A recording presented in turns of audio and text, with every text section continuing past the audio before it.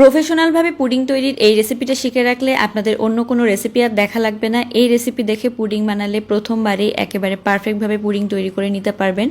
Pudding একেবারেই ভাঙবে না, আর কোনো ধরনের ছিদ্রও থাকবে না পুডিংয়ে। পুডিং হবে একদম নরম তুলতুলে সফট, আর তার সাথে পারফেক্ট।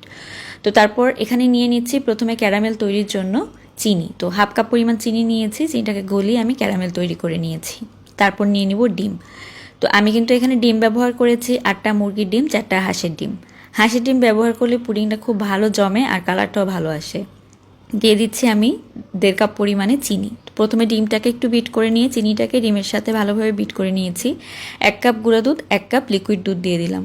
এখন এগুলোকেও ভালোভাবে একটু মিক্স করে নিচ্ছি। দিয়ে দিব নর্মাল পানি হাফ কাপ পরিমাণে। এখন পানিটাকেও ভালোভাবে একটু মিক্স করে নিয়ে 1 টেবিল চামচের মতো দিয়ে দিচ্ছি ভ্যানিলা এসেন্স।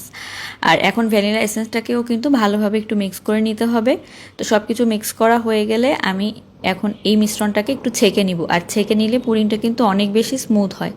এখন একটা হাঁড়ির ভিতরে একটা কিচেন টাওয়াল নিয়েছি, আর তার মধ্যে এই পুডিংয়ের বাটিটাকে বসিয়ে দিলাম। পানিটা এমনভাবে দিবেন যেন বাটিটা অর্ধেক পর্যন্ত পানিতে ডুবে থাকে। তো এখন ঢাকনা দিয়ে পুডিংটাকে আমি 45 মিনিটের জন্য পানির ভাপে কিন্তু তৈরি করে নিলাম। তো এই যে এখন একটা কাঠি ঢুকিয়ে দেখিয়ে দিলাম, পুডিংটা কিন্তু একেবারে রেডি। এরপর ঠান্ডা করে তারপর পুডিংটাকে কিন্তু বের করে কেটে নিতে হবে।